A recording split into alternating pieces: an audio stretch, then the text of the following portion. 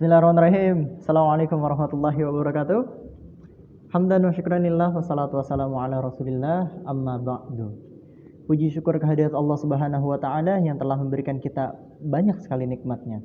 Semoga kita selalu diberikan taufik dan rahmatnya agar senantiasa beribadah kepada Allah subhanahu wa ta'ala.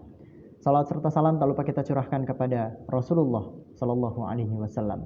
Semoga kita diakui sebagai umatnya dan kelak di yaumil akhir kita mendapatkan syafaatnya. Amin amin ya rabbal alamin. Teman-teman yang berbahagia, kalian sangat beruntung telah menonton video ini. Luar biasa. Ya, jadi sebelumnya saya mengucapkan banyak-banyak terima kasih kepada Ibu Ani Agustriani Muzayana ya, selaku dosen pengampu dari mata kuliah Ulumul Quran. Semoga Allah selalu memberikan kesehatan pada beliau. Amin. Jadi sebelumnya juga saya ingin memohon maaf kepada Ibu Ani bahwasannya pembuatan video ini tidak lagi green screen karena studio yang biasa ditempati sedang renovasi Ibu. Jadi mohon maaf. Baik teman-teman semua, kita di sini akan membahas tentang jadal. Oke teman-teman, jadi apa sih jadal itu? Jangan sampai kebalik teman-teman. Kalau kebalik kan jadinya ajal. Jadi jadal itu ini teman-teman ya, berasal dari kata jadalu, yajidulu, jadulan, yang berarti memintal atau melilin gitu teman-teman. Lalu secara istilah, jadal ini adalah sebuah tukar pikiran, namun melalui cara bersaing atau berlomba untuk menjatuhkan lawan gitu teman-teman. Jadi bisa disebutkan jadal ini adalah sebuah perdebatan teman-teman gitu. Pengertian ini diambil dari kata jadal tu ahkamtu fatlahu, yang artinya aku kokohkan jalinan itu. Mengingat kedua belah pihak ini saling mempertahankan idealisme, saling mempertahankan apa yang dipahaminya gitu teman-teman, pembahasannya ya. Jadi ya saling berdebat gitu teman-teman. Allah juga berfirman dalam Quran surat Al-Kahfi ayat 54, dan manusia adalah makhluk yang paling banyak membantah ya gitu teman-teman. Jadi memang manusia itu memang tabiatnya adalah berdebat ya. Itulah mengapa salah satu penyebab perang terawal itu karena ada perdebatan gitu ya gitu. Jadi peperangan dunia ini yang tidak ada habisnya gitu teman-teman ya, bisa dibilang salah satunya berasal dari perdebatan itu sendiri gitu. Jadi udahlah, nggak usah debat, sekecil apapun nggak usah debat gitu. Nah tapi yang ingin kita bahas di sini adalah jadal dalam Al-Quran ya, perdebatan dalam Al-Quran gitu teman-teman. Kalau yang tadi itu perdebatan yang nggak ada artinya gitu teman-teman, yang hanya menghasilkan sebuah kefanaan, fana akan duniawi gitu teman-teman ya. Oke, itu teman-teman. Jadi pengertian dari jadal. Baik teman-teman, yang kedua yakni adalah jenis-jenis dari jadal. Syekh Man Al-Qattan dalam kitabnya Mabahith fi Ulumil Quran menjelaskan ada dua macam argumentasi dalam jadal. Ya, yang pertama yakni alam semesta, tentang alam semesta untuk penguatan dalil-dalil tentang akidah teman-teman. Iman kepada Allah, iman kepada para rasul, iman kepada Al-Quran, iman kepada hari akhir, tentang rukun Islam ya. Yang kedua yakni membantah pendapat para penentang dan lawan serta mematahkan argumentasi lawan gitu teman-teman. Jadi itu dua jenis-jenis yang disebutkan dalam kitabnya Syekh Mana ya. Kita lanjut apa saja isi-isi dari jenis-jenis tersebut. Yang pertama, mengajukan pertanyaan tentang hal-hal yang telah diakui dan diterima baik oleh akal agar ia mengakui apa yang tadinya diingkari.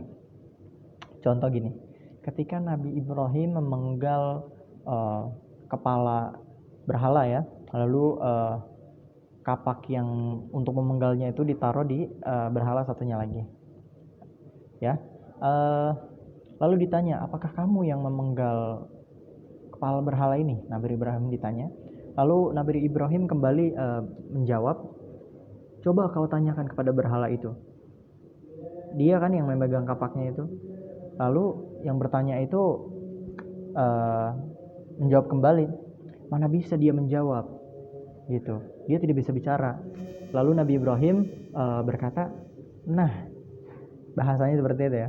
Nah, sudah tahu tidak bisa bicara, apalagi mengubah siang dan malam. Nah itu peribahasanya seperti itu ya. Jadi itu yang pertama. Lalu yang kedua, menggunakan argumentasi yang berkaitan dengan asal mula kejadian dan hari kebangkitan. Gitu. Jadi banyak yang mengasumsikan bahwasannya bumi tercipta dari apa gitu. Terus manusia dulunya seekor. Ya, seperti itu. Tapi kita sandingkan dengan Al-Quran, maka semuanya nggak ada apa-apanya teman-teman. Semuanya langsung lewat bahwasannya Al-Quran ini benar-benar langsung diterima oleh akal kita teman-teman. Lalu yang ketiga, membatalkan pendapat lawan dengan membuktikan kebalikannya.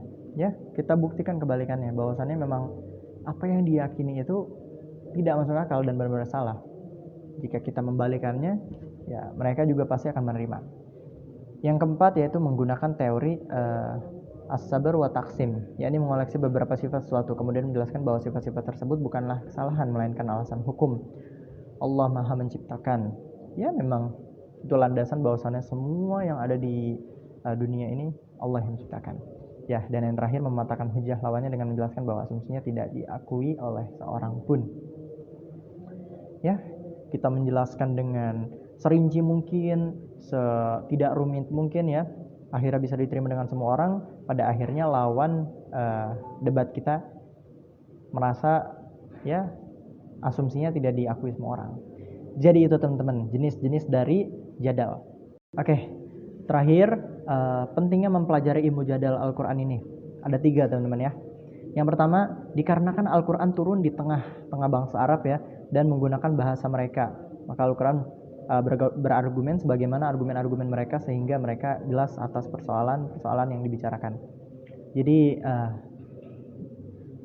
bangsa Arab memang terkenal dengan bahasanya, dialeknya yang sangat banyak ya, dengan dialek yang sangat kaya gitu. Namun tidak ada apa-apanya teman-teman dibandingkan dialek Al-Quran, dibanding dengan isi seluruh dari Al-Quran. Tidak ada apa-apanya. Mereka ya nggak ada apa-apanya teman-teman kita.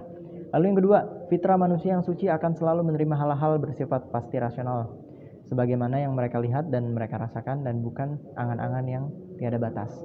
Jadi apa yang ada diisikan di Al-Quran semuanya real, nyata, tanpa angan-angan, semuanya dijelaskan secara rinci dan detail gitu teman-teman.